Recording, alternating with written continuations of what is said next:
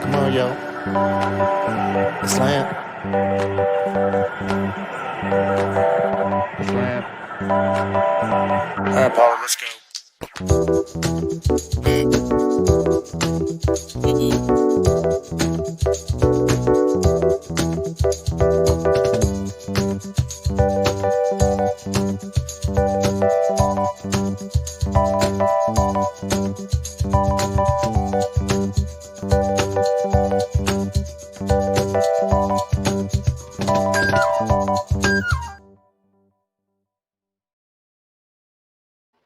All right. Whoa, you guys caught me off guard because I was just so like just in awe of what I just played for you guys. Anyways, my name is Paulie. Welcome to the Slant every Thursday, 4 o'clock here on the West Coast.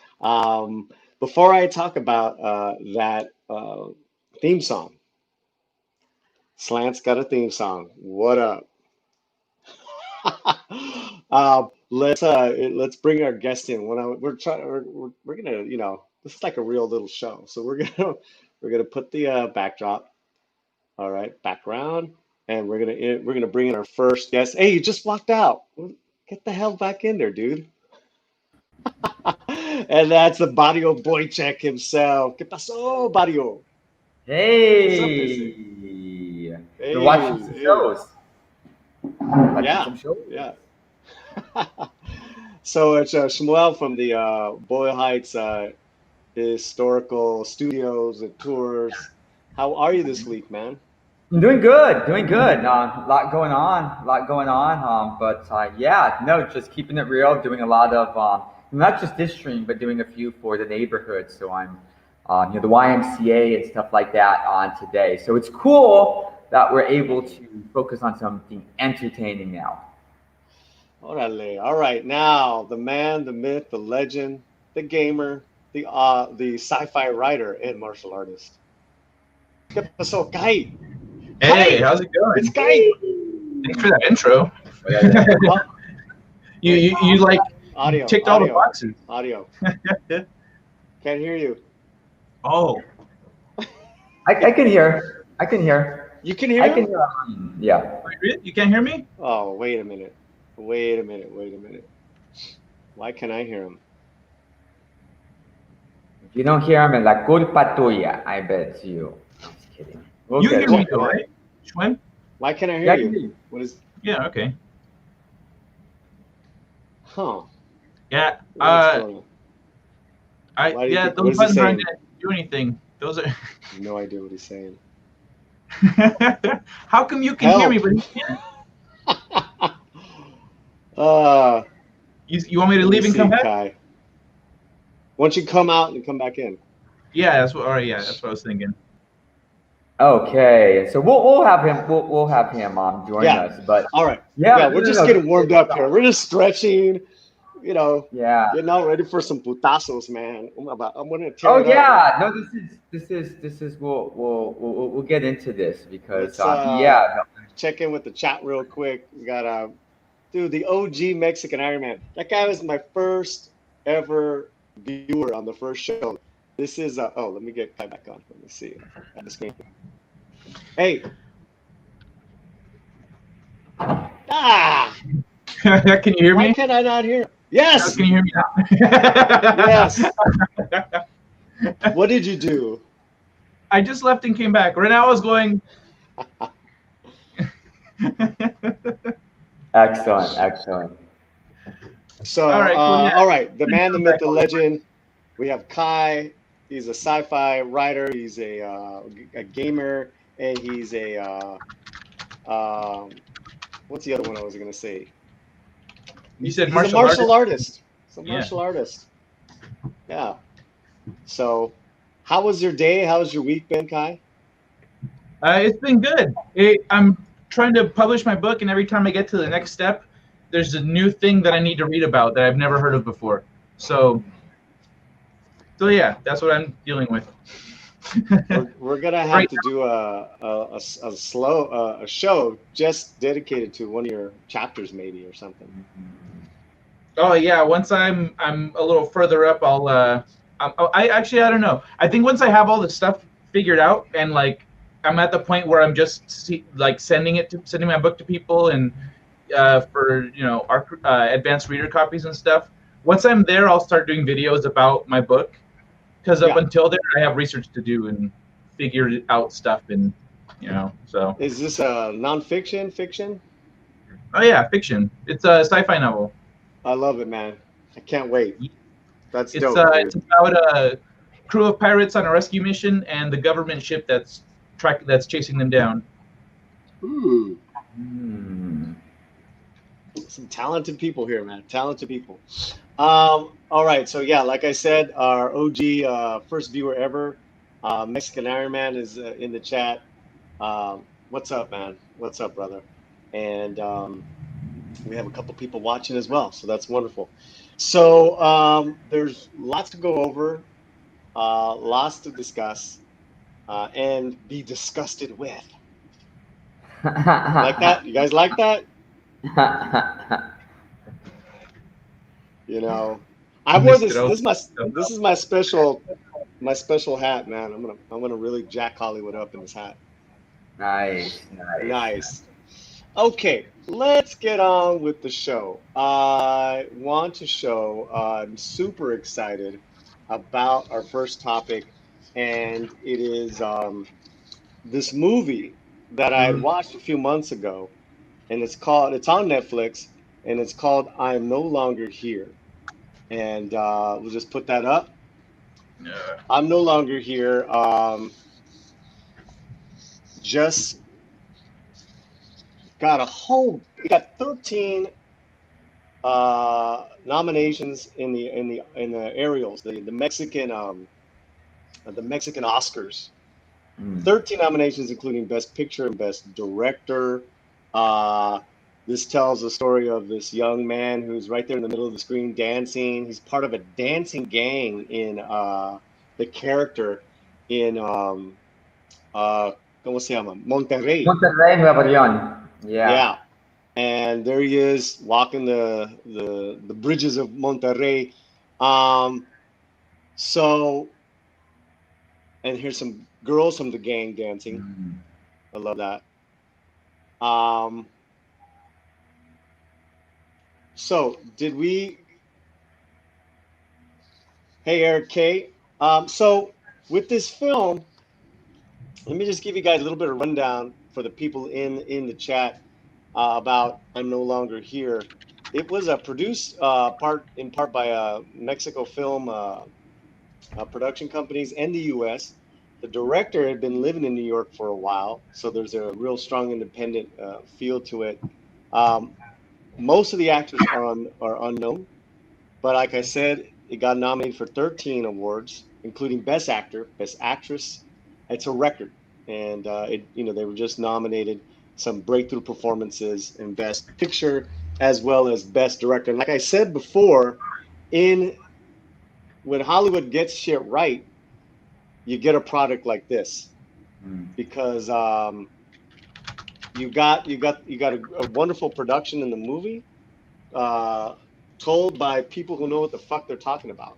Excuse my language. Um, so let's just I know you saw most of it, Kai. I don't know if you saw it, but Part why of don't we it. give a little give me a little impression of what you guys thought. Go ahead, For Barrio. Oh, yeah, yeah. Okay, so first I'll let you know that I love the film. I just didn't finish it. It's about half hour that I had left to finish, and I really wanted to be able to focus in on it. I found it visually stunning, and I say that is because I know Monterrey Nuevo León, very very well. And it was very very interesting, to see one of the last cities I ever imagined, on film, and it really did this, and really got an interesting story, and did it very right I was really really really surprised by this. And you know what? How quickly I was taken in by a film in which you can tell that these are that these aren't professional actors. These are people who are the first time in front of a camera, and you can tell that there's a little bit of awkwardness when in the delivery. You know what I mean? And because you are getting real amateurs that they are picking up who fit these parts, who to do these roles, and even with that, a little bit of a little bit of woodenness in the delivery, you could still tell that these were the right people for delivering this, and brought certain nuance to the pronunciation, to the very mannerisms and stuff that you can't fake, and I think that was just great. I loved it. How about you, Kai? Any impressions? I love Mexican Iron Man's comment. It's time to call to order the meeting of all Latinos on the internet and sci-fi fans. All three of us. Hey, there's more than three of us, man. I resemble that statement. Again, later Yeah. on. So I couldn't get through it. I wasn't digging it. I hated his hair and his face. like the hell's wrong with his hair? Wait, say it again. Say it again. Uncomfortable close up. Yeah, like I hate looking at this. It like, what's wrong with this? What the hell? And is this real? Is this a real thing?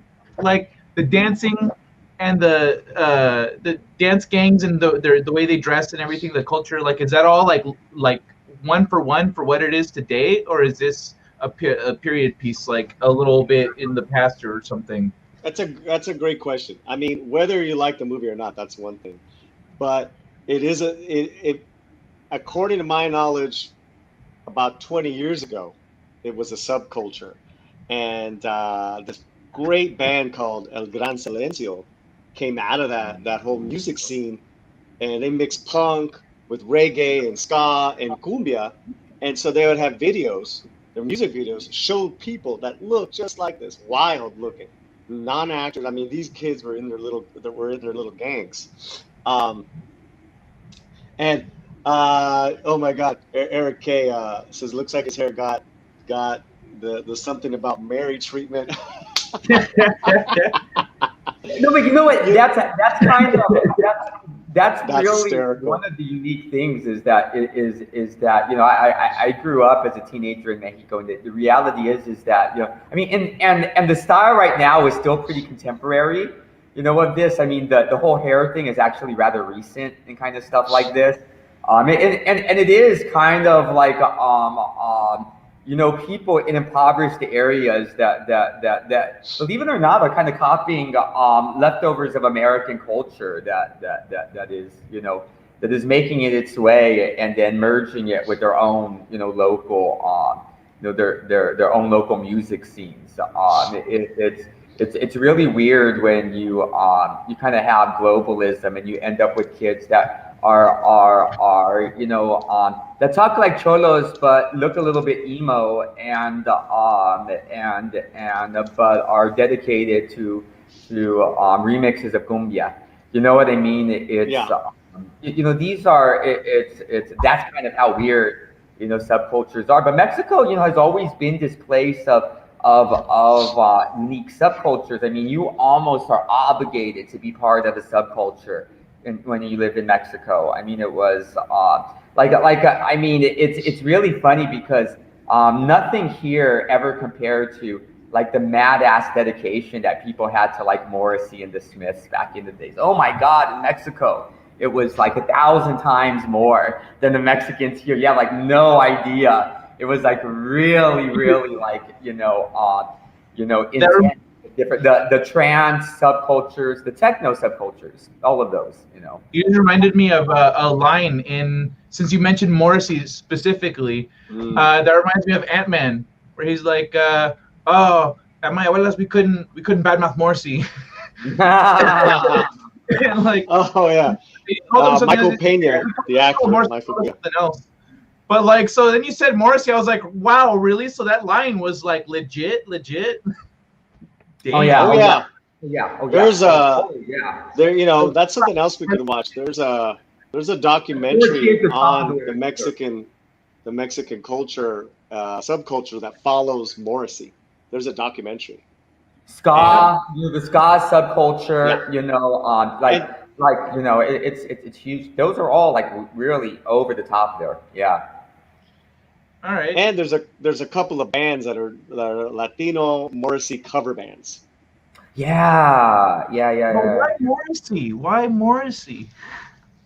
What? Um, I think in the '90s he had that James Dean look down, and that was a real strong connection to the fashion of how Latino men were looking at that time. I mean, look at Barrio Oh. Boychik. Look at him. absolutely. Look at him. That's why. So they're looking through Um, CDs and they see him and they're like, "Oh, it's meant to be." But it was always the idea that there could be popular music that wasn't made by Americans too. You know what I mean? And like so, certain groups, were treated like gods in Mexico. When I was Morrissey, New Order, a lot of these much bigger, subculture that people that kind of followed those types of things. And it's because like if you kind of even think about it, like the whole ska subculture, it was just like how Jamaican kids were. They were, kind of tweaking leftovers of old American culture and making it their own, but through kind of an old internationalist, kind of, spinning of it that, took away the vulgar Americanness of pop culture. All right. I mean, I think that's definitely in the future something we could all check out that documentary and circle back Yeah, on because that shit's huge, man. it That is. shit's huge. Eric K, my brother from the chat rooms of just so many great people that we follow, he asked if is it a good film, and going back to I'm No Longer There. It's on Netflix, so you could check it out yourself. It definitely has a very That's on indie Netflix. feel. It has an indie feel. It's a very slow burn. There's not a lot of Only action. 12 minutes before it gets to the title. It's just some Yeah, dude not talking. Everyone around him's talking and emotional, and he's just like, "I hate yeah, my hair. It's the yeah. worst thing in the world. I don't want this haircut." Like Well, that's his face. And then like 12 right. minutes and we see him dance. That was cool. I like the dancing. Um, and then like after 12 minutes, we get the title. And I was like, "Oh, this is a very slow movie." You know what? Very. But you know Well, what? It's I yeah, think for the movie, and that's almost intentional because they build this up in which this kid is just kind of going at it, happy-go-lucky through this whole little gang world, and with all of these kids, and then when the least you expect it, they fuck everything up by just being stupid and by just being stupid kids and that never considered what their actions are going to be, and that is always the big hook. It's just the way that they tease it. I think what's kind of hard about it though it takes you a while. Yeah, the delivery is kind of slow too. Again, It because felt professional actors, they're very slow in the way Well, that. no, I meant the pacing of them, not the actors and the scenes and all that. That felt fine, but like the pacing of the just the general pacing of it was slow. Like it felt a little disjointed to me too because there was like Back and forth. shots of kind of like life happening without any context or like next to each other. So like if it's like an establishing shot and if they want to show like the culture and things that are going on, like I feel like it could have flowed better because to me it felt abrupt and unexpected. They're going back in time. They're going back and forth in time, so that easily. Oh, okay. So Yeah, that yeah, all they're right. going back and forth in time too. So it's all of a sudden you're all of a sudden here going through that, and then you're kind of like in this place in which he is. You don't figure out for a while that he's he's in diaspora, in the run in the United States, and he's going back to his experience. In Mexico. Okay. Right, and Yeah, he's going back to I happen. It's funny, Kai, because I understand why you reacted to the guy so much. I fell in love with the guy. So if you don't like the lead kid, you're fucked, right? It's like, so Kind of. with that being said, to me, this was like a new version of Rebel Without a Cause. This kid, it's really funny too because he wanted nothing to do with America. He just wanted to go back home. Right. I don't want to blow the story for anyone that's gonna watch it. It is a slow burn, but basically, the lead character who loves being he's the head rooster of his circle. He's like the king of where of his little dance group. He's forced to go on the run. Ends up in New York. There's a lot of funny moments in New York, by the way. I'll leave it at that. So I recommend it. I think we got a 2 out of 3.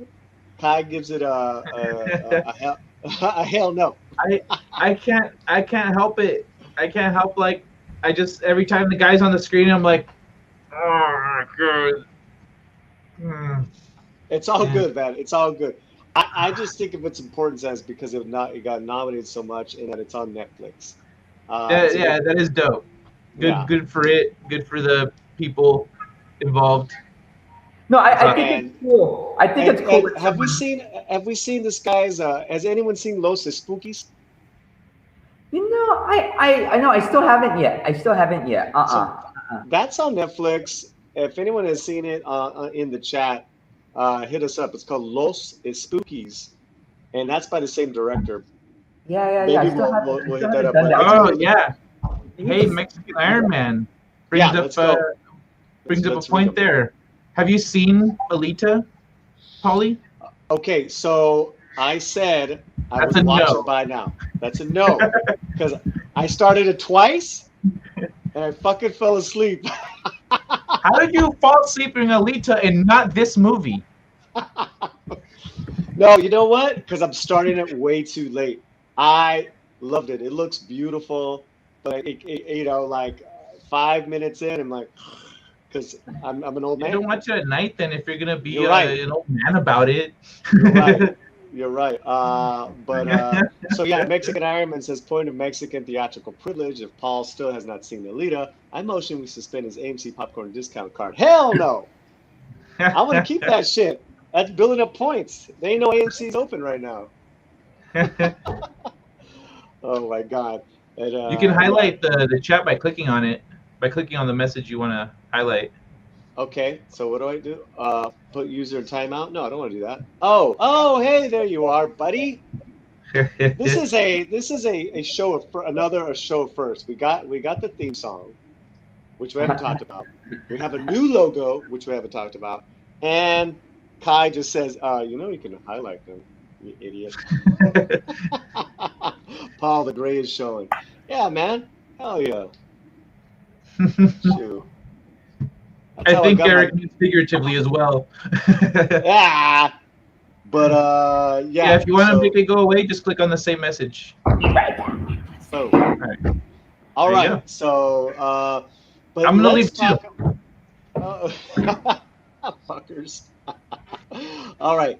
As they leave, go ahead, man. It's all good. I want to bring up our. I'm gonna take you. No, I don't want to take you guys off the chat. Let me see. I want to bring up our logo. Wait, how do I show the logo? Oh, I was getting better at this. Okay, well, you guys see the logo. It's right there. All right. I don't want to take you guys off the stream. I guess you could take us out of the stream and then. No, we could go. Oh fuck. You can. All right. How were you doing it before? Barrio Boychik, I'm gonna take you off.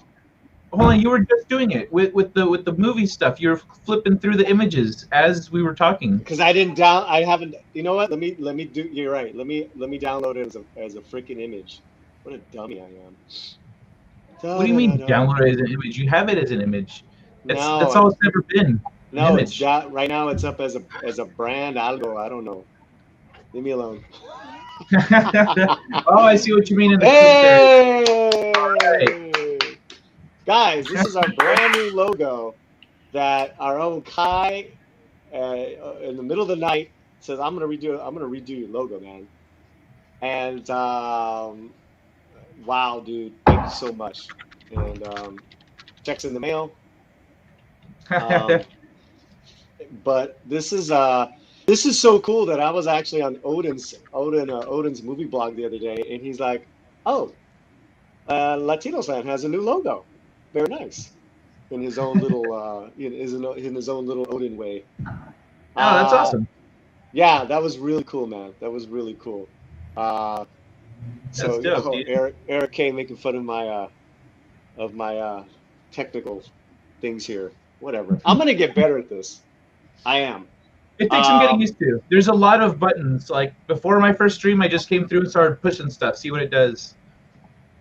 And so yeah, like it's a lot for sure. gotcha.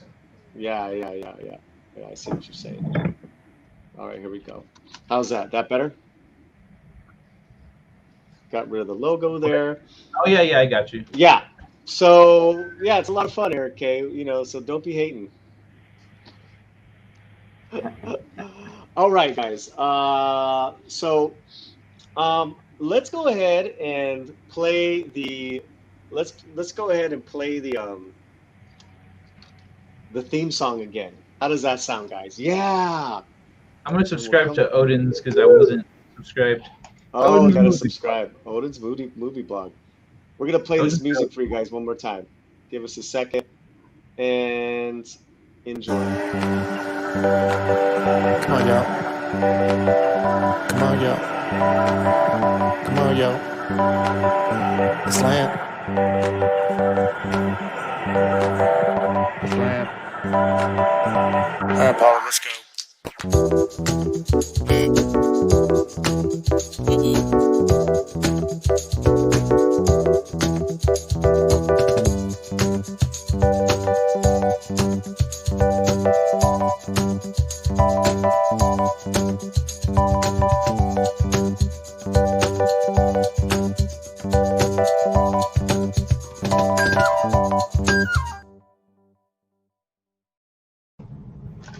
Yeah, who did And you we're get that back. song from?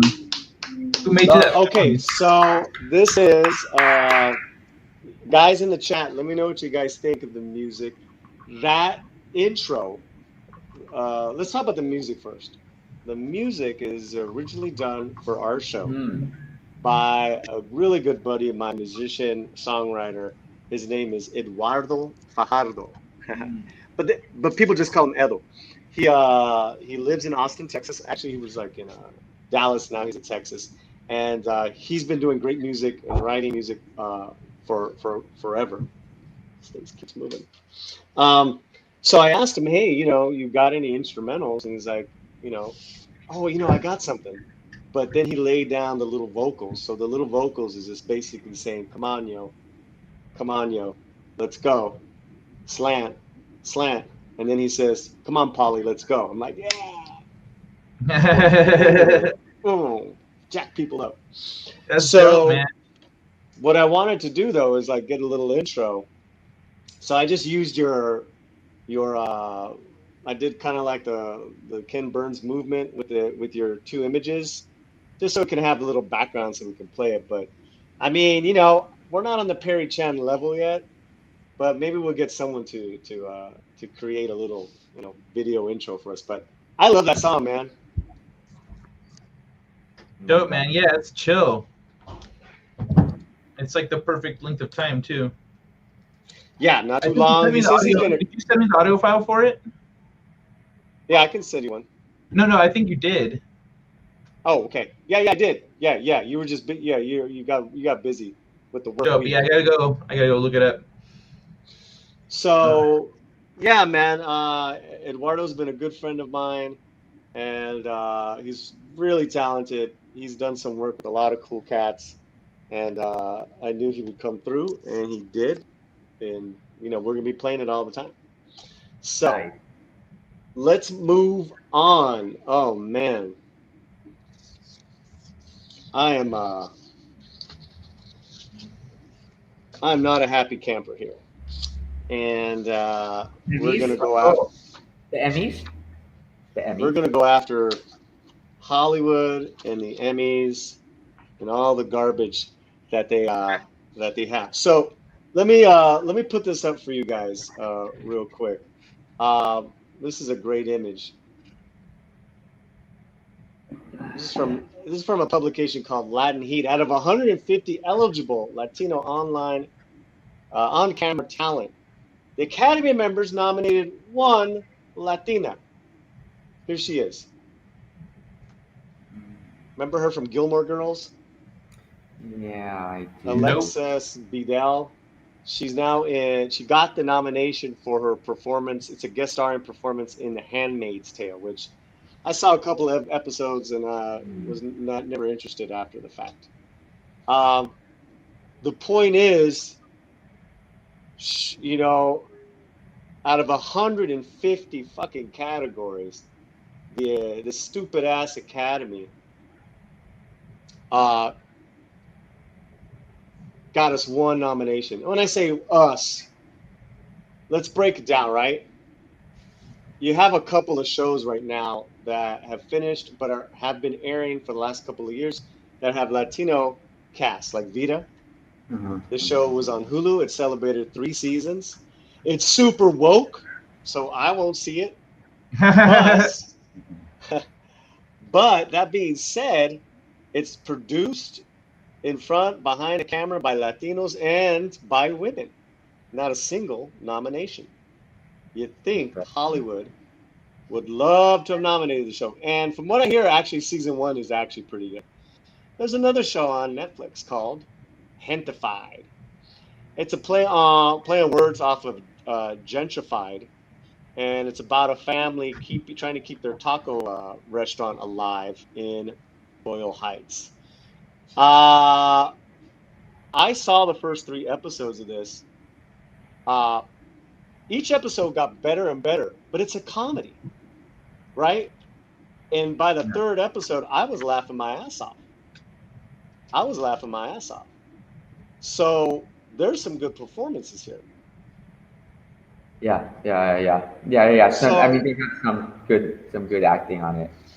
um, there's also One Day at a Time, which was a comedy starring Rita Moreno. Yeah, Uh, absolutely. Now, my question to you guys, and maybe to the chat, have you guys heard of any of those fucking TV shows that I just talked about? It looks like Eric K has heard of Hintified. I haven't heard of either one. Right, Mm. right. Mexican Iron Man. Hashtag brown lives appear not to matter. Unhappy face. I Yeah. don't think it's that we don't matter. Is that they're like, oh, that's right, the brown people. Well, I thought what was cool about the Latin Heat article is not only did they point out the one person, and there was a couple people that got nominated behind the scenes. Uh, Very sparse. I know one a Latina director um, Mm. got nominated for a special, like Tiffany Haddish, whatever Haddish uh, comedy Oh, special. yeah. But She's AS Latina? no, the director Linda Mendoza. Oh, okay. But what I liked what this article did is that they went ahead and said, okay, well, here's our top picks. Here's we'll give you examples. For outstanding lead actor in a comedy, Gabriel Iglesias for Mr. Iglesias in Netflix. I saw a couple of those episodes. That fat man is funny as hell, man. That's a Nice. comedy. And if Anthony Anderson in Blackish is nominated, why the fuck didn't that guy didn't get nominated? He's Well, hilarious, man. the Academy, I think they tend to like not like Netflix, you know. Okay, So outstanding. things that come Good from point. Netflix are like, yeah. Okay, That's true. well, That's true. they really love out of those nominations. They gave acting nominations to a lot of the Saturday Night Live performers, which I'm like, how can you put them in scripted nominated comedy series? I mean, it's a fucking sketch comedy show.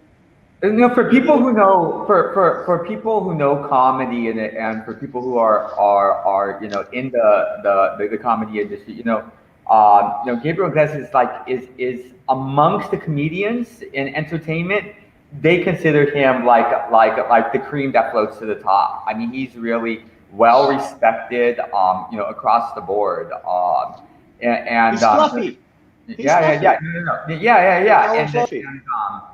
He's really one of those big characters You that know, as a family is really one of those things that people actually watch with their family, believe it or not. He's not he's not even that out there, you know what I mean? I so let's think move on. Outstanding lead actress in a comedy series, America Ferrera, Superstore, NBC. Now, again, these are who Latin Heat said, let me give you some ideas as who you should have nominated. Best Supporting Actor in a Comedy Series, Fred Armisen, Los Spookies, HBO. it was good. Yeah. Outstanding Supporting Actress in a Comedy Series, Rita Moreno, One Day at a Time. Outstanding Lead Actor in a Drama. Now, this one, Diego Luna for Narcos Mexico. He was amazing in that show, man. Did you get a chance to see that one, Kai? Narcos. Yeah. Isn't that one on Netflix too? Yeah. Oh, yeah. There you go. I Ah. what's it called? No, I haven't seen Narcos. I've heard good Okay. things though.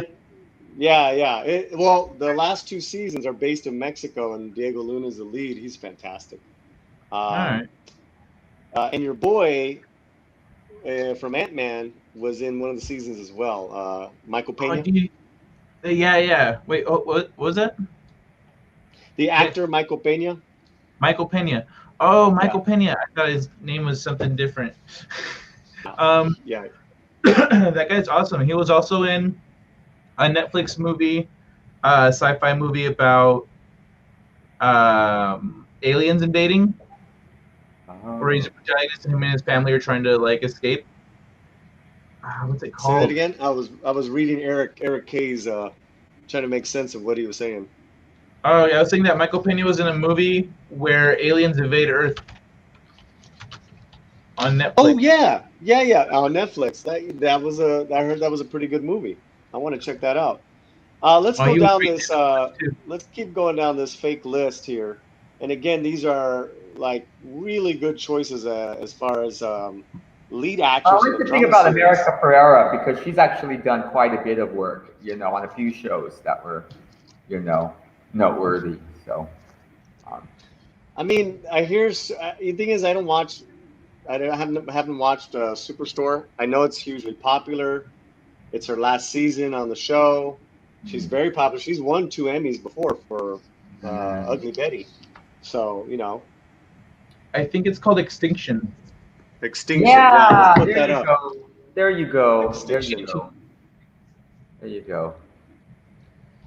Michael Pena was Ponch on the movie. Oh yeah, he was. That movie, that Chips movie, looked so fucking bad. The trailer, I did not even see the movie.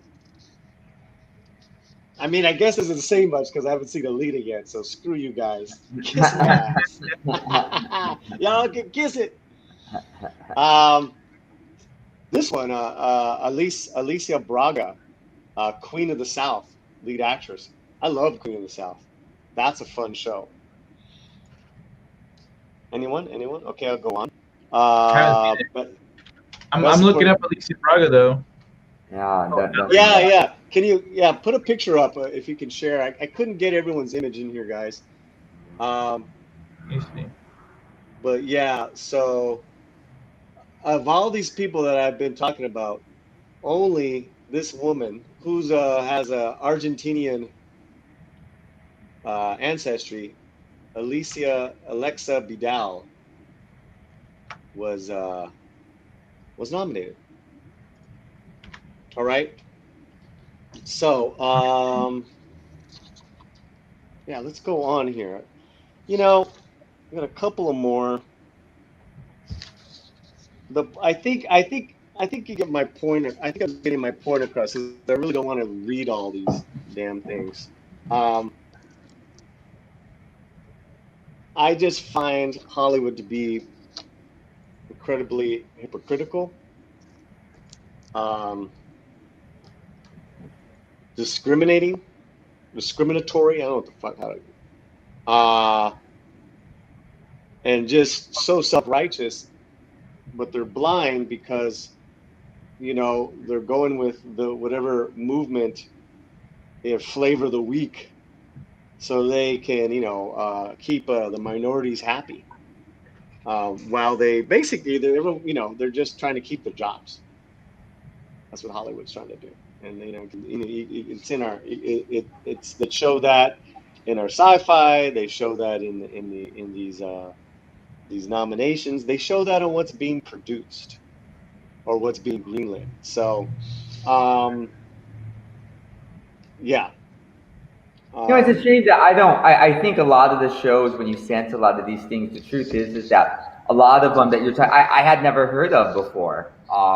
It was, I was just kind of like, I was like, oh, really? You know what I mean? And oddly, but believe it or not, it's the oddball shows that I actually knew about because Yeah. the subject matter was a little bit closer to home.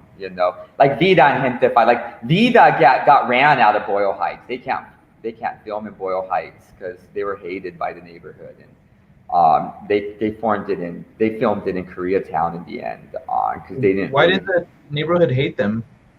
Because they really didn't. Not only did they not do, it's really kind of sad because when you came up with Vida, what they opened up was basically kind of a caricature of what was popularly what the popular topic of Boyle Heights was at the moment was about fighting gentrification. And so that's really what they did is they kind of like made like a cheap kind of caricature about the anti-gentrification movement, and then built kind of a show, going from there. And it's kind of sad because when they started filming in the neighborhood, they really didn't do any type of outreach to the actual community. And so what they ended up doing was, a lot of times, being paranoid about people just being generally interested about their filming, and ended up creating a lot of fights and animosity with people in the community that they were just pretty much told by the cholos, don't come back, and there was a light put out on them, and so they were told not to come back, and so they didn't.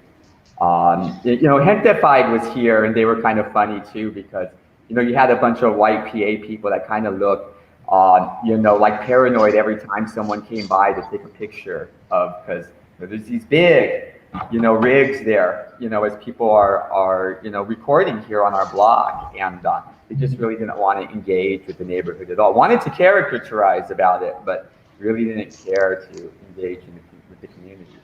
Hey Kai, can you put up that? From filming to the writing. That generally kind of, to me, that signals that like their heart isn't with the community. No. They're gonna, they have an image of this community, and then that's what they're making, and that's what they're gonna, and then that image is not necessarily a good one if they don't want to engage with the community. Yeah, no, they read something in the newspaper or something that was like on CNN that was kind of like over the top, and they kind of went with that because that was kind of what was popular in the news. People were talking about, people are protesting these art galleries and these, hipster coffee houses in Boyle Heights, and it was for a lot of people, it was fashionable to talk about as coffee table talk. And they kind of went there with that, and of course, to a neighborhood that is fighting, that at the time was fighting like 85% rent increases. they didn't care that people were they're like, because people were saying, oh, you should kind of be honored that they're actually making a series about it, and blah, blah, blah. Yeah, but without us. Let's read from the chat a little bit. Eric K says there are all narcissistic hypocrites who are all holier than thou. They being those Hollywood people. Most TV and movie stars are people you would not want to know. I know some. In general, most music people are better people. Mexican Iron Man says, I've met some nice actor people that do care. Of course, of course. Yeah, we know them, and that's why, that's why, but it's funny, you're right. There are, like, for instance, like, you talked about Chips, but I remember the original Poncherello, what's his name, Estrada. I didn't like the guy, and I couldn't stand the guy because he was so arrogant and rude. And like, there was at this one point that they were like filming Chips here in East LA, and I remember it. Some kids were like excited, and they like went running up to the fence, and they wanted to see, but also get autographs. Because remember, this is like the early '80s, and it's in the early '80s. It's that time, and all the kids are like excited. This is a big show, and he was just like really, really, rude and arrogant. Like he didn't want to like be bothered, with all these Mexican kids, and that kind of turned off like people in the neighborhood when they kind of like.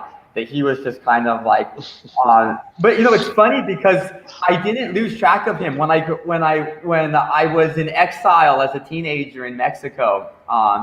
He was on a very, very popular Mexican telenovela, and that's right. Dos Caminos. Dos mujeres, un camino. Dos mujeres, un camino, and what happens is that was kind of the first time I realized, I was like, oh my God, this guy's Spanish fucking sucks. He's real butcher. Like, this guy can't.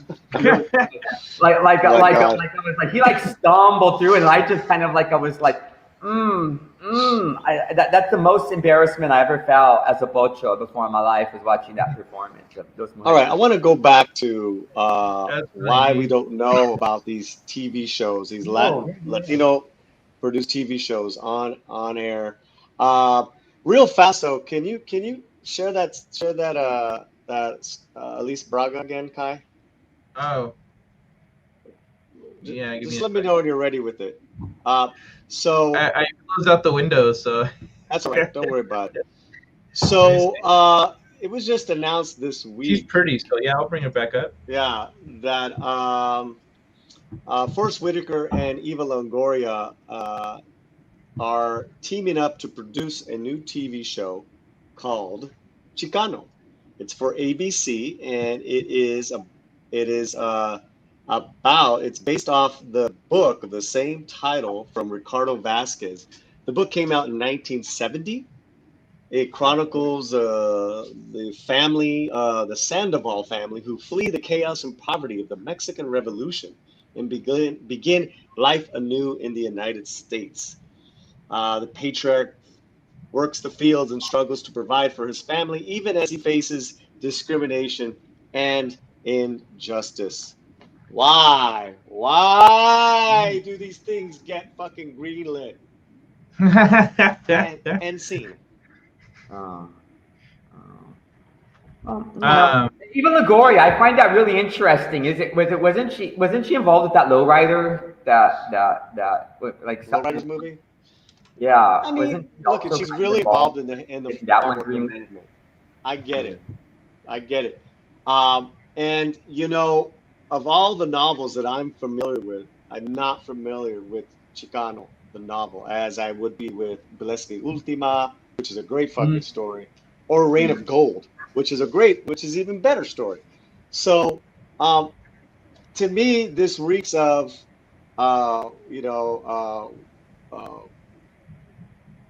Hollywood liberalism, screaming injustices of look at, these guys are poor and they're farm workers, and we get to really support and love them.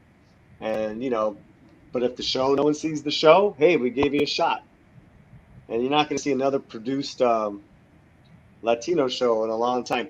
Um, back to why these shows just don't get the the recognition or just the awareness. You put them in bad time slots, and you don't have a marketing behind them, and people like us won't even hear about it until it's too late. Yeah, Netflix is terrible at marketing their stuff. It's true. Really bad. I won't even know something is on there, and then this article comes up.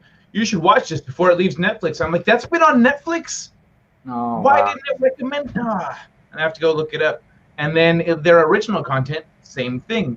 And then people, then they cancel their shows. They're like, no one was watching it. I'm like, well, maybe if you freaking advertised it, people would watch it. Because every single time, no joke, every single time I described Sense8 to somebody, and I was like, oh, I've been watching Sense8, la la la. They're like, oh, I've seen that, like as I'm scrolling, but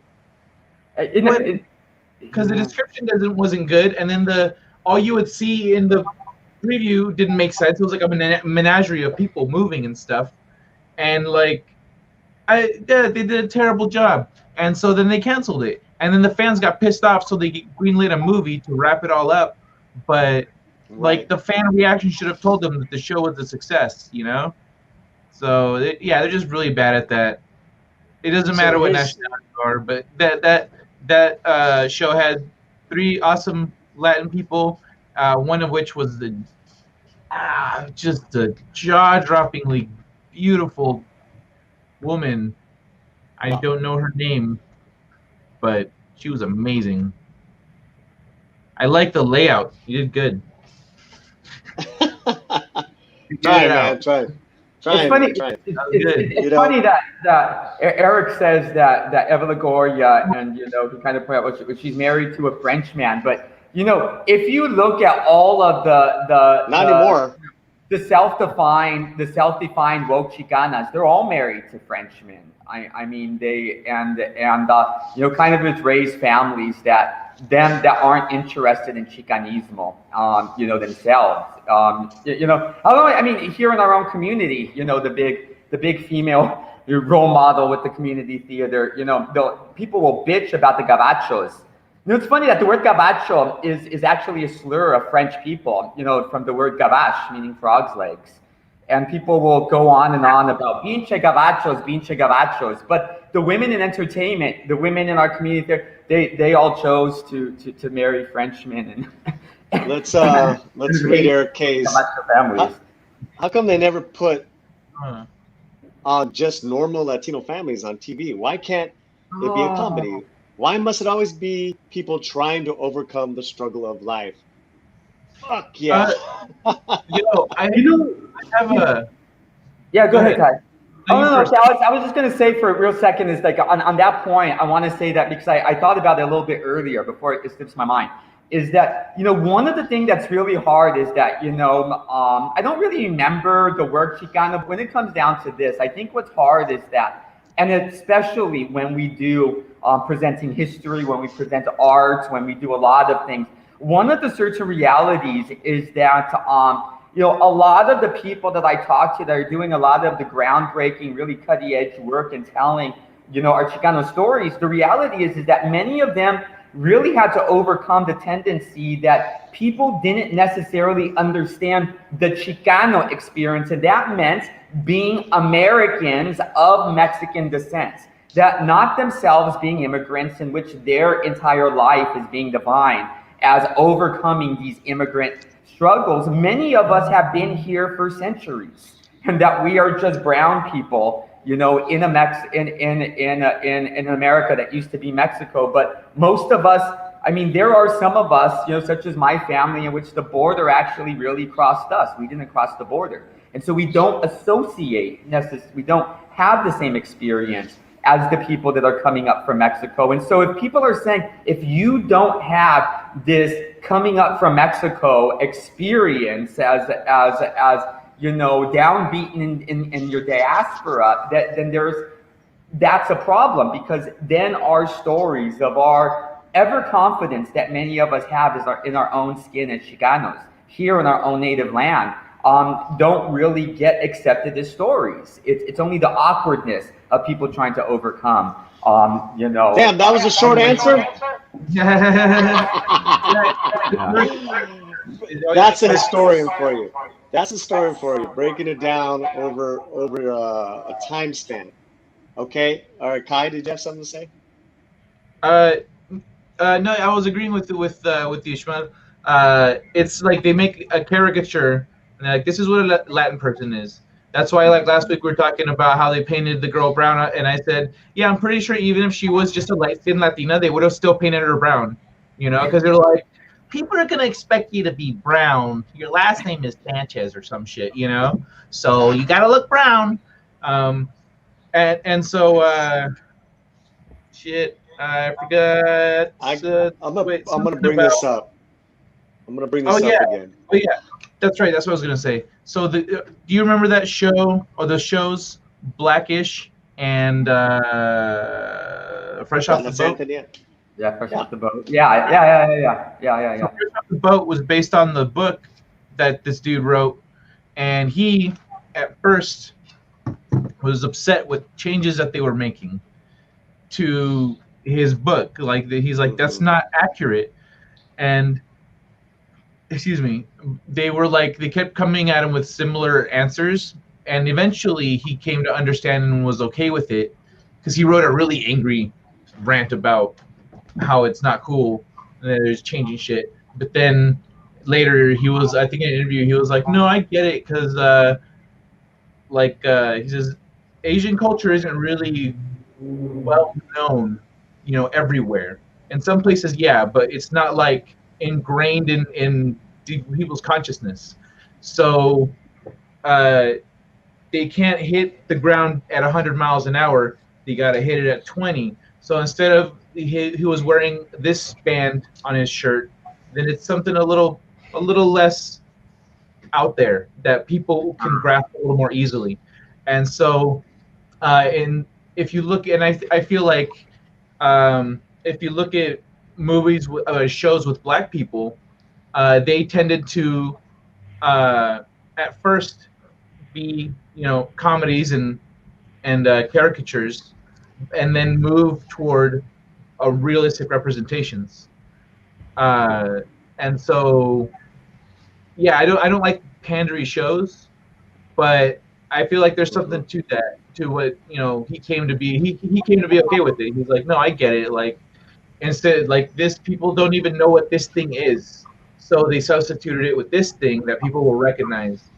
And so, like, that made sense to me. And the Jews have always done it. All right, so wait, hold on. You had your hand. I want to give my answer to this. Yeah. How come I'll put it up again. How Eric and both you guys had, those are great. Those are really, really good takes on it. I'm gonna make it real short. Hollywood is fucking racist. But they need to know. Ain't no buts. They need to know why. Okay, why? Because you're dealing with people who, when I say people, we're talking about people who have the power to greenlight shows, to write shows, to cast shows that really have very little interaction and knowledge of what the Latino community is. What you laughing at, boy? I was gonna come up over the chat and then look at it like this. Oh, right.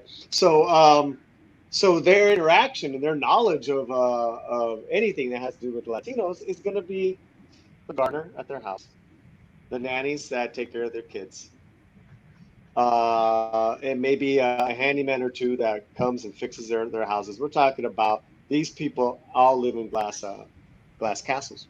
So that's their knowledge, and you see that represented time and time again. It's always a plight of Maria, the downtrodden woman with a heart of gold, housekeeper. or the Sandoval family with this story. And yes, it's written by a Latino, and yes, it's produced by two Chicanos. But you know, where's Kai's story? I want this. I want the sci-fi story with people of different backgrounds, and maybe one of the guys is a Latino kicking ass. I don't know. But why does it always got to be this same uh the same subject matter theme time and time again? Because Hollywood's racist and they want to show that image of us. They don't want us to be the sexy lead man who happens to be Latino, or the smart, brilliant lead woman who's kicking ass as maybe in a sci-fi movie. They like us as a nanny. They like us as a farm worker. And scene. Okay. Mexican Iron Man says, "You three guys are brilliant." I Thanks, love this show. Mexican Iron I hope Man. it grows, and I hope it grows in time. Thanks, Mexican Iron Man. Thank Well, you. I could say it already is growing, and I mean, this is our fifth show, fifth or sixth What is the Something second like one for me? for you. Yeah. This is our yeah. I know we got to really be official. I think last week was our first real slant. It's already growing, and we really appreciate Mexican Iron Man. Tell people, guys, to like and subscribe. This is another first. As of today, we hit 50 subscribers. Nice. Way to go, dude. You're growing. So, That's awesome. oh yeah, let's show this. I love this actor. She is the lead in. Let's show her. She is the lead in Queen of the South, Alicia Braga. She is Brazilian. I know she's a good lady as far as personal knowledge. My girlfriend, who is an actor, acted in the show with her, Nice. and my girlfriend is also Brazilian Portuguese, and this woman was also, if you guys remember, was in I Am Legend with Will Smith. Oh, okay. Oh, Yeah. her. Yeah, she was great. Yeah. You're like looking at the Smile. photos now. You recognize her. Look at her She's a smile. great actor, man. She's a great, and she's been killing it in Queen of the South, which was Yo, on if your USA. girlfriend, Beautiful. if she's looking for a man, let her girlfriend know that you know a guy. Hey. So, a great lead actor in this TV show, Queen of the South, didn't get a nomination, but we love you anyways, Alicia. Yeah. Oh, how about the one down there, the one with the pink dress there? This one? Hello. Sorry, enough of that. I'm gonna get in trouble. All right, we got Silos. Oh, dude, I love Silos. I freaking love your your avatar. What? I know Silos, and that does not look like Silos. Wow, who the fuck is that, man? Oh, man. Epa. Wow, man. Oh, That's hot. hey, Yeah. man. There you We're having a good time in the show. Hey, what up, Clobbering Times? Oh man, our brother Clobbering Times has joined us. Hey, Paulie, sorry I'm late, my friend. We're just getting warmed up. Recap: Hollywood is racist, and that's it. Oh, yeah. You were saying that. Where's my story? I got a whole ship full of Latinos in my story. They're not the main ship, but they're there. Is it about them farm working in the space? Yeah, they work the fields in space. They Shit. pick all the space strawberries. You grow on the moon. Oh, So no, you see them, they got their astronaut suits and their sombreros that they put on top of their helmets. God. My grandma would be mean about My grandma would be mean about this. She'd be like, "No, you can't. No, you can't have Mexicans out in space because los Mexicanos hace todo Mickey Mouse. They'll let air out, they'll die. You know what I mean? You've seen a door in Mexico. You know what I mean? And I'm like, oh my god. I absolutely plan on incorporating that when I get to tell their story in the future. Dora's when dad. we're in the Mexican ship, people are gonna be like, people are gonna be stressed. We're fucking cracking each other up, man. Oh my god. Right now, what's it called? I've got that ship full of Latinos, and then I've got a security guy. We pop up. The chief of security on a space station is Latino, and yeah, they pop up. Like I tried to have diversity in my world in an organic way because like it's about the future where we're everywhere. Yeah. But there are also remnants of, and we're a global world by then. But there's remnants of the last World War where the world was divided into factions. And so the faction of Latinos of Latin America and the Oceanic region, they were a faction that was like, hey, keep us out of your shit. We don't want you to, everyone else was the other two factions that were fighting us, of course, I don't need to get into it. You can make assumptions and probably be right. But the other faction, they were independent. They're like, no, we're just going to do our thing over here. We're going to do our thing over here. And what's it called? They were the ones that stayed out of the war as long as possible, and they were helping like the colonies when shit was going sideways, and then they got dragged into it. So they have a good reputation in the colonies. People from the other countries generally do not. Okay. Yeah. The axis of evils. Yes. Yeah, not to go over Latinos in space again because we did that last week. But I thought Elysium was a really good kind of like diverse movie. That was a great sci-fi, strange ass movie, just really well done. I don't know if I saw Elysium. Nice. I haven't seen it. I haven't seen Alita. Now you just need to watch Alita and you'll be good. I was happy that both the batteries not included, by the way, because usually I bring up batteries not included and people don't know what the hell I'm talking about. You know what? We have I've invited a guest for next week. Maybe we should do a movie live movie reviews. So it was like Alita, batteries not included. We'll figure that shit out. So our boy Clobbering Times, yes sir. Excellent. He likes new look. Hey, I think this is a good time to play our new theme song one more time. What do you guys say? We'll do it just for Clobbering Times. Anyway. This will be what's that? I'm responding to the chat, so yeah, go for it. Orale. So we're playing the new theme song. This will be a nice little segue, and we'll get to the next segment. Come on, y'all. Come on, y'all. Come on, y'all.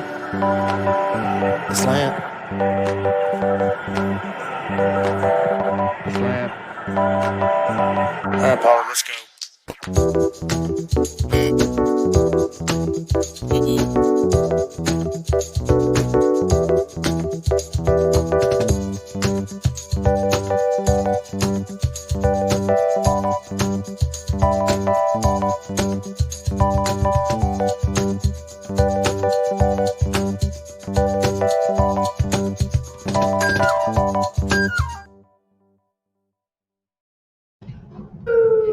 Yeah, baby. It's a Latino slant or slant, whatever you want to call it. Theme I like the green one so much more. Yeah. Song by singer-songwriter Eduardo Fajardo, but new look, also equally important, by Kai, our own Kai. Thank you so much. You killed it, Kai. No problem. My pleasure, man. I'm just 2 thumbs up. Man. Fine family entertainment. Okay, so here we go. We're family friendly. We need to do something about that. Latino Slant, do you know of any favorite Latino superhero? Like on the level of DC and Marvel? Uh, not I'm not including Not any good Miles ones. Morales. Not any good ones or He's America a happy. Sanchez. He half Huh? counts. He's Miles Morales is a happy. No, Miles is Afro Latino. Yeah. Yeah, That was the multiverse, Spider-Man multiverse was pretty good. That was a pretty that good was movie. great. I'm glad they didn't make him speak too much Spanish. The voice actor. Yeah, yeah, Yeah, yeah. because But he you spoke Spanish know, the one time I think, and I was like, oh, I yeah, have an your idea Spanish here. should be better than that if you were raised with it. I have an idea, Clobbering. I think we should bring Clobbering on for a segment, perhaps next week, where we just do a segment just with him. Clobbering is like super, super comic. His knowledge. I mean, he's been around. I think he had a comic book store, anyways, for decades. Oh. He's a cool dude. Oh I know he's got a live stream coming up soon. But off the top of my head, I cannot hero. I know there was a couple of like bad guys that were Latino, of course. um, and maybe like low level X-Men mutants. I'm thinking that like third tier mutants in X-Men. So that I stopped reading X-Men, and I don't know if they had their own storylines. Okay, right.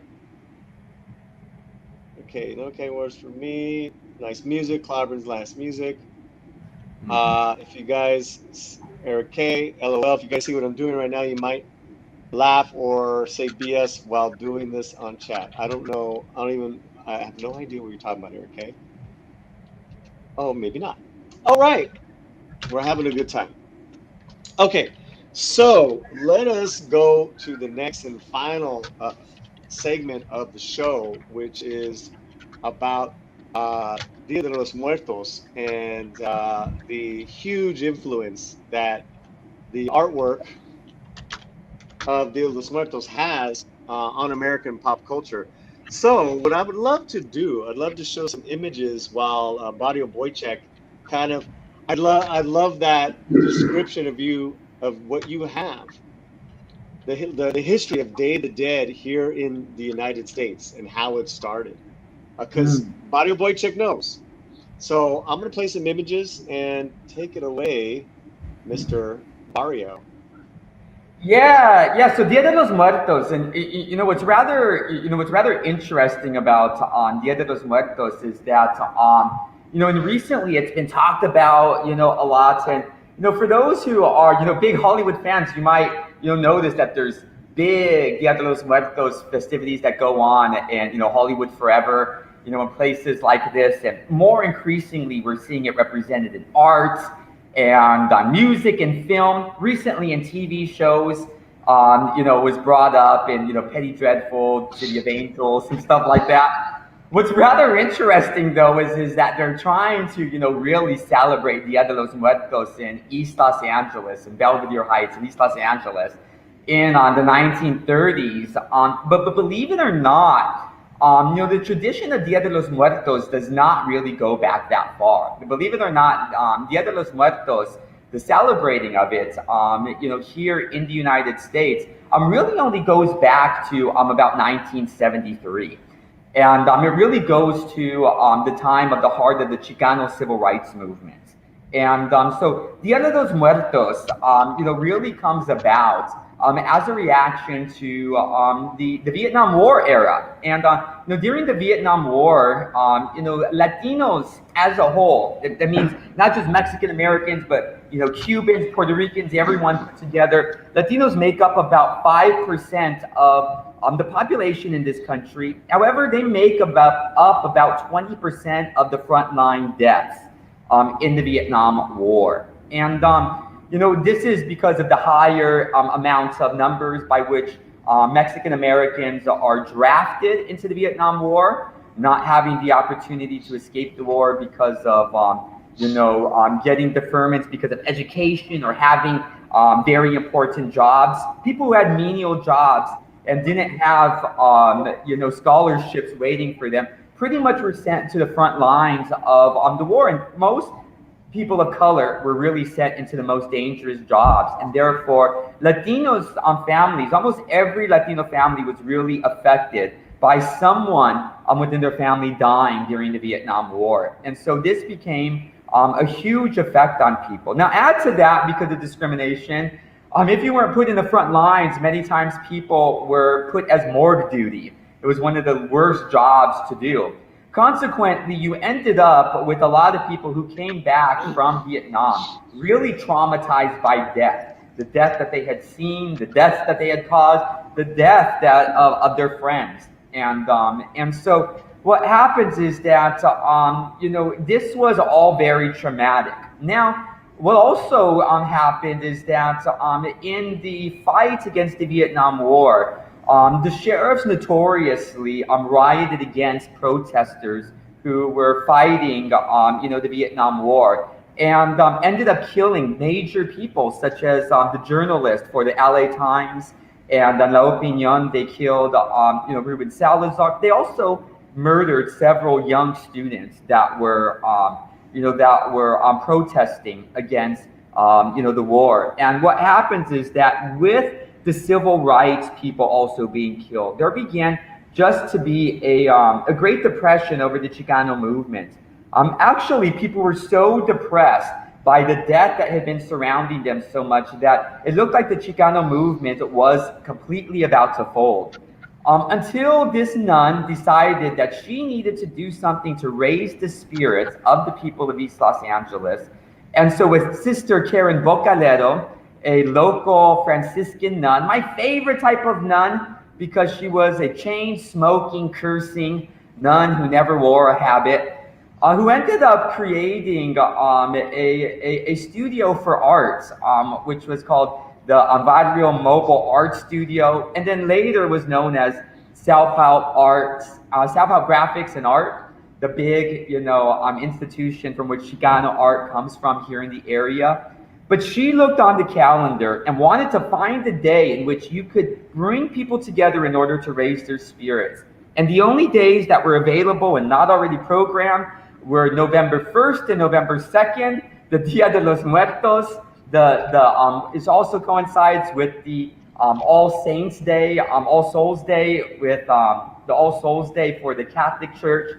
And so what happens is that she had remembered that some artist had given her a 3-side ditto describing what the Mexican indigenous tradition that had been adopted by Catholics was for Dia de los Muertos as a way of celebrating those who had passed, but also coming to terms in being able to come to terms with death, to not be spooked and ultimately broken by death, but to be able to celebrate the lives of people and even celebrate death itself.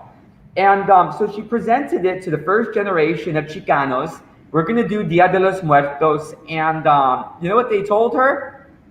They told her to go screw herself, that it was morbid. They had never heard of such a thing. And you got to understand, young Mexican Americans, young Chicanos did not know Spanish for the most part, let alone the elements of traditions back in Mexico. So she presented what Dia de los Muertos was to them. And so she dug back to where it started, digging back to an Olmec and Toltec tradition. She taught us that our ancient ancestors, our ancient indigenous ancestors, they passed down this idea that has been adopted by indigenous people since. But it was this idea that, when people die, they're not in our traditions, in most ethnic traditions, just dead to us. We don't forget about our ancestors once they stop breathing. Indeed, we should understand that there are levels of death. And so the indigenous ancestors taught that there's levels to death. Now there's the first level of death, and the first level of death is clinical death. I mean, you can't deny that when you stop breathing, when your heart stops, your eyes turn dull, you turn cold. That is certainly death. But you aren't completely dead to us. There is a second level of death yet, when your body is taken away from us, when you're buried, when you are cremated, whatever it is according to your tradition, your body's taken away from us. That is a second level of death. But you aren't dead to us completely yet. There is a third level of death. And this one, though, is more permanent. But this is when they ultimately just no longer remember you. They forget your name. They forget who you are. They forget what you stood for, the deeds that you did, the values that you had, your sayings, your jokes, your recipes. Once people forget about you, then you are truly dead. But there's a caveat about that. As long as we continue to remember, as long as we continue to speak of our ancestors, as long as we continue to hand down their traditions, their sayings, their recipes, their jokes, their music, all these things, when we continue to pass on their traditions, when we continue to complete the unfinished business of social justice that they left to us, then our ancestors, they become animated in the afterlife, and they truly live. They truly become immortal, not just hovering around us like ghosts, but in actual, indeed, our ancestors become alive and become immortal through us. And when Chicanos understood that, they felt better. And so they sent people to Mexico in order to learn the elements, in order to bring it back to us. And so since 1973, actually the first Dia de los Muertos was done here in this neighborhood at Evergreen Cemetery. And they not just did a celebration with altares, laying out the sugar skulls and offerings, to the ancestors, and the marigolds, and, all the different types of elements. Not just those types of celebrations, but they also did a parade in those days. And ever since then, we have been celebrating Dia de los Muertos, and it has gone to become the celebrated tradition in Los Angeles, throughout the Southwest. What's sad, though, is that Dia de los Muertos has now been taken over in the greater, celebration by Hollywood Forever. You go to Hollywood, and there's a bunch of altares to Humphrey Bogart and stuff like this, but people don't remember how it started here in 1973, in order to teach people to reclaim their roots, how recent it was, in history, and they forgot the very location, the historic location, which is really important to the celebration of Day of the Dead. It would be great for us to bring the tradition back to our neighborhood as well. Maybe even raise a little bit of money and awareness, so that where our ancestors, the first non-segregated cemetery in Los Angeles, the birthplace of Dia de los Muertos, can have new vibrancy again. Okay, yeah. Awesome. Good job, man. Good job. Okay, so there's a lot here. What I'd like to do is let's feature a couple of artists here. This artist is Makini 90. He is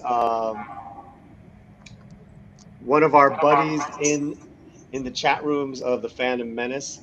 Nice. And you actually see him featured a lot now lately, talking about his work. And he's not a Latino.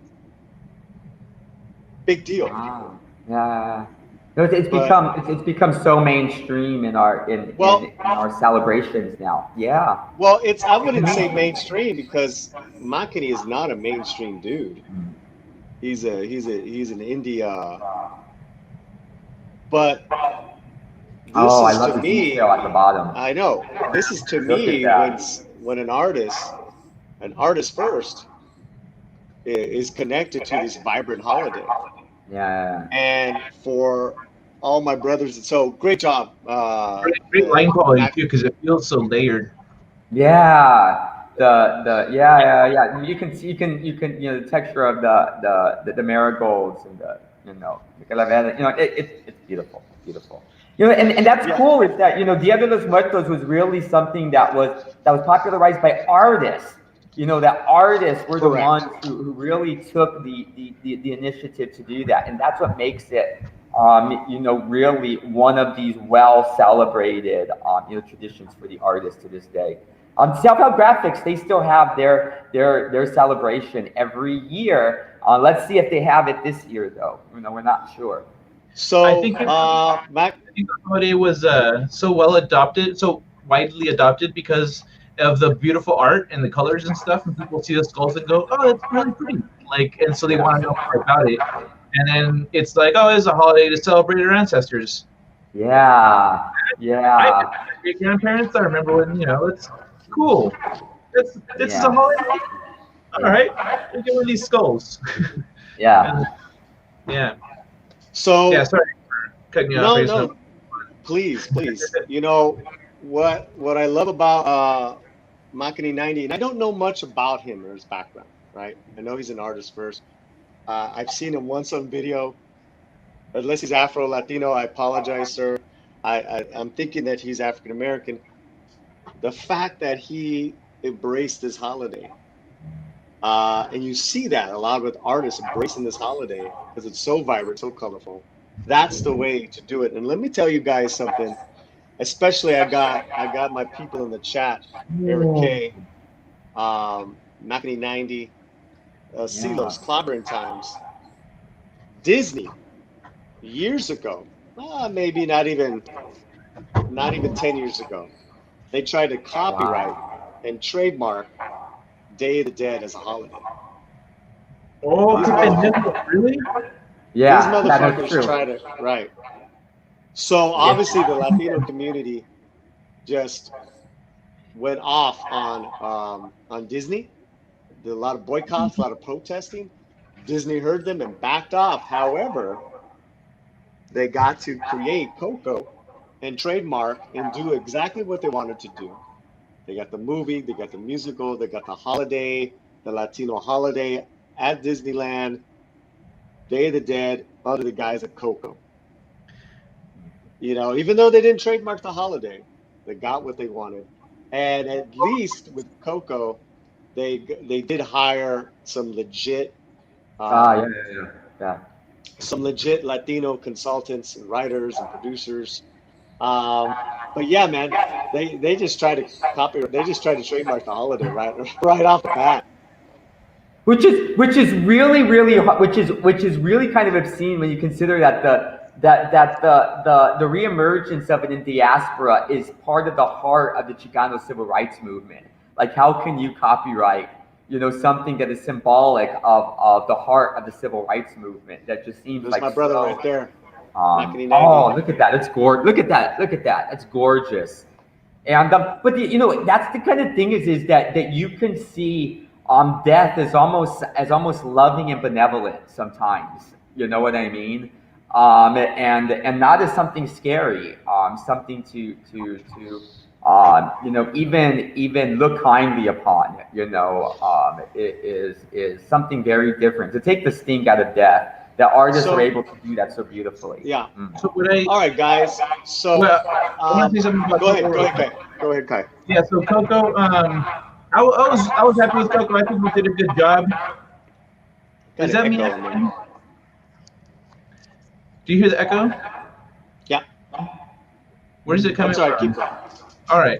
Well, anyway, I think if you're gonna try to do something like that, then that's the way to do it, by making something that pays respect to it and doing a good job without talking down to anyone, consulting people, etc.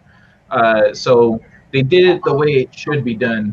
Once they tried doing it the wrong way, and we snapped at them. But I think Coco was well done, and also it. So in China, they don't allow like ghosts and stuff. They're like, no, there's no ghosts in our movie. The ghosts don't exist. It's not what we believe in, etc. So movies like that usually can't get into China. But when the Chinese censors saw Coco, they were so moved that they were like, okay, we'll say their ancestors, because we can say their ancestors, but they are ancestors. So they're like, all right, cool. So Coco got into China because the censors loved it, so much that they were like, we'll just reword it a little bit, and then you'll be Yeah, okay. and it is kind of a similar concept. You know, that's funny because when they tried to get Mulan into China, do you know it was banned? And do you know why it was banned? For having elements of Alanism. It was made around the time that Alan was coming out of the closet, and they didn't, and China at the time did not believe that homosexuality was a real thing. So they couldn't say lesbianism, that they wouldn't let it in for lesbianism, for, you know, so they said Alanism. And so Mulan never got to China Wait, because who? you know, did you ever see the movie Mulan? No. Yeah. No. It's a very famous, you know, The cartoon. very famous Chinese, you know, story about a young girl, and they wouldn't do it because the idea of having a forceful female lead that that kind of a feminist, a Chinese style feminist, that was equivalent in the Chinese censor's mind as lesbianism. And so Mulan was banned, but they couldn't say lesbian because Wait, do you mean lesbianism. Mulan the cartoon or the new one? The original one. Okay, yeah, I saw the original. Of course, I saw the original. Yeah. Yeah. They banned it. It wasn't shown in China because it was banned under having for the censors for Alanism, which was a code word for lesbianism, because Alan was coming out at the same time, and lesbianism was a real thing. Alanism. Yeah. Oh, okay. Yeah. All right. Yeah, I was Alan hearing DeGeneres. Alanism. I was like, who's Alan? Yeah. All right. Alan DeGeneres. I don't want to get into China right now. I got you. No, Alan, Love you guys. No, Let's. go on. I want to do some giveaways actually, Yay. and talk about this Latino company that is doing fantastic pins. So last week I got on the Fanfare Pop Shop Live, where they were selling their pins, and it was like, whoa, Shmuley over there, take it easy with your sound. Would you hit down something, brother? Sorry, I fell over. My. Okay, so the pin flare, they did basically a live. They were doing a live auction. They were selling their pins, their tees. Their next one is this Sunday, the 9th, and you got to get this app. But I'm telling you guys, here's some of their. They got the Good Neighbor, Mr. Rogers pin. They got this. Check out the Stormtrooper with all the different colors. This is a great pin, guys. Watch this. This is a sticker, actually. This is Boba Jet. This is Boba Jet. Yeah.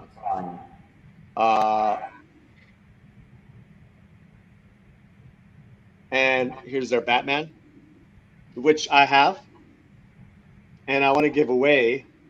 I know a lot of the guys were chatting about it right now, so I'd love to give this away. I'm gonna give this away to my brother in the chat, Clobbering Times. So Clobbering Times, I'm gonna save this one for you, dude, because I know he's an OG DC and Marvel fan. So you actually, I have a pin, Batman pin, and a sticker. So actually, Clobber Times, I know you got to get going soon, but I want you get first choice. Whichever one you want, you can't have both. Get one of these, and then the other one we'll give to Eric K. Eric K. We should give Eric K. Eric K. Are you a David Bowie fan? This is the Ziggy Stardust Muerto. Nice. So we got the sticker and you got the pin. So just comment, guys. Eric K is AFK, I think. And I cannot give this away, but I'm going to show it to you. This is promised already to my girlfriend. This is Princess Leia Muerte. But look at the rebel right there on her forehead. Usually that would be the yeah. Usually it's like a cross, you know? Love it. So I'd love to give these away to you guys. Please hit in the chat, guys. Clobber times, which ones you would like. I recently bought these. Again, I want to support Pin Flair Fanfare. Episode 2 is coming up this Sunday. Look them up. I'll send out a tweet about them. I love all the good stuff. They had even, you look on their Instagram page, they got a lot of good stuff going on. And let's just show the sticker one more time. That's so cute. But again, taking their Darth Vader Muerte, Tu Padre, they call it. They're calling this one Tu Padre. This is killer, man. This is killer. And that comes in a pin and sticker as well. I don't have Love that with it. me. Yeah. Pin Flair Fanfare. And it's 3 different Latino artists, pin guys doing their thing. So I have a Bowie and a Batman. And then anyone a Guns N' Roses fan? Pistolas y Rosas. And I kind of threw this one in as an extra. Oh, we got some. So I'm honoring my friend. Either is fine, but if I had to choose, I'll take the pin. Here we go. Clobbering. The Batman pin is yours, sir. Yay! All There you right, go, so Clobbering that. Times. Go ahead and leave your personal information in the chat, and we'll handle everything else from there. Right. All of it. All of it. I'm gonna get this sticker to Silos because I know he liked it a lot. And I don't know if Makini's still with us. Makini 90, great work, man. I'd love to give you a couple of these here. So yeah, let's see. Yo, you should Let's go highlight back to Eric Eric K's, K. you should highlight Eric K's comment. Yeah, Scroll this up is a good. little bit, maybe. Is About this he it says right he here? took his boys to see Coco. Oh, Oh. okay. Took my boys to go see Coco. Then had to buy all the Coco toys. Ah. That's Disney. Yo, someone said, I lost track of who it was, but someone in the chat said that you have cool hats. So I thought, I was like, you know what? I'm gonna step up game here. Do you know if your hats light up? Oh, Here, nice, let me turn sir. it off. Very You can see nice. the difference. Oh yeah. Yeah. Yeah. What's up? No, yeah. Like it. Where's Nice. your light? Oh, here we go. Eric K. I saw Guns N' Roses a couple times one week. Went out to I'm just gonna went out keep it up a to little the bit. back way. My cousin tried to jump Axel's Ferris. LOL, had to drag him away. I'm surprised we had to drag him. Oh, that's funny. That's funny. Okay, this is yours, Eric K. Pistolas y Rosas. And anyone who is a LA fan, there's a couple things going on here, right? There's Hasta la Oh, Muerte, Hasta la Muerte. That's right? it. That's as far as it goes. You're only a fan until you die. Real fans are fans for life. Well, this for life, not for death. So LA, now that's Los Angeles, but in more particular, on his chin, it's 2 baseball bats. Oh yeah, nice. So this is an homage to the Los Angeles Dodgers, my favorite team. Any haters out there, you can see all my hats. I don't even want to hear it. And I have above me, I have Darth Vader and I have Kike Hernandez, one of my favorite baseball players. So there you have it. I want to give this away. I want to give this. Oh, here we That's go. how much of a Thanks, fan Paulie. he is. He wants to get rid of his stuff. Just stickers. I'm not getting rid of my reels. Anyways, I bought these as gifts, guys. Okay, clobber times. Haha, that'll go great in my gigantic pin button collection. I'm honest. Again, just leave all your personal information, and this pin could be yours. Para usted. I did not have to buy any toys for Captain Marvel when they saw that. Oh, you know, No fandom comment section would be complete without a diss to Brie Larson and Captain Marvel. Right. You're welcome, brother. That's yours. That's a good indicator of like when if movies are good or not. Like sometimes you have people who are convinced that they're convincing themselves the movie was good. I'm like, really? Hey kid, how'd you like it? They're like, it was cool. What'd you like about it? I like that they made a new lightsaber color. Right. Okay, is that it? I like the robot. Okay. Then like it's a kid just trying to be positive. He has no reason to be or they have no reason to be a dick, you know? They're not like that movie was garbage. I couldn't follow the characters or the plot. Like that's not it. No, they're just gonna be like, I like these two cool things, but when they love something, they don't shut up about it. They're like, oh my god, Dad, and then this happened, and then that happened, and did you see when this happened? Yes, I was sitting next to you. I saw the whole thing. Oh, and they just go on, you know? And so Makini 90 says, no mercy. That's right. Captain Marvel. I made the mistake, guys, about a half hour before we're going live with you guys, and I saw some of the latest Brie Larson video. She's working out with her trainer, and that's what I do on the side. And I was like, oh my God, wow. Why? Why do I do that? Why do I do that? Clobber times, I really don't have any personal information. I'm boring like that. Hey, we're going to wrap it up, but that does remind me. From Parks and Rec. Barrio Boychik, where's your damn hats, bro? Where's my no. I have some serious hats around here.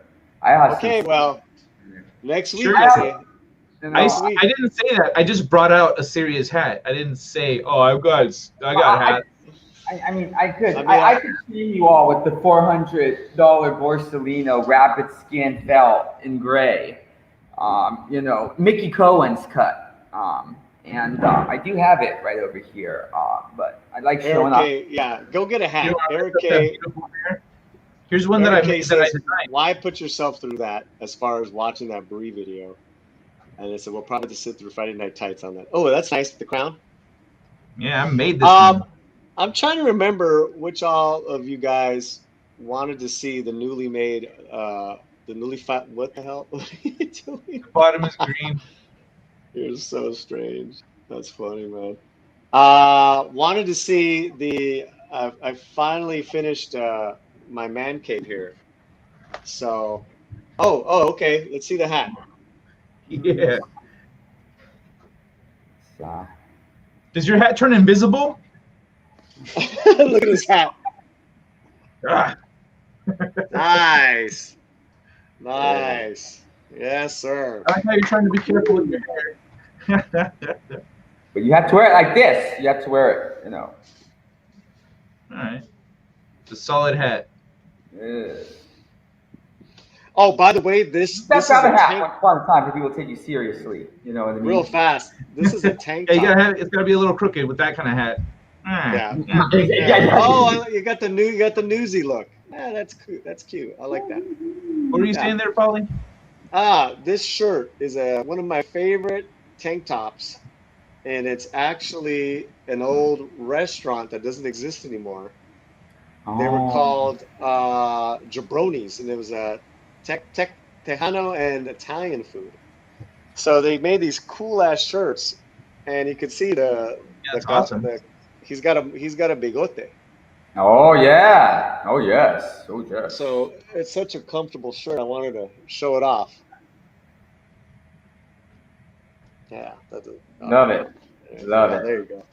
There you go. All right, guys. Let's wrap it up. Next week we're gonna have our first guest on for a segment, Tommy and the New Guinea Pig Collective. Tommy will be joining us for a segment. We'll figure out that segment and get back to you guys. Plus all kinds of other just fun, awesome shit. And so let's go around the horn and sorry guys, I dropped the stickers. Let's go around the horn and plug your channels and all that good stuff. Por favor. Okay, so Boyle Heights History Studio is in tours.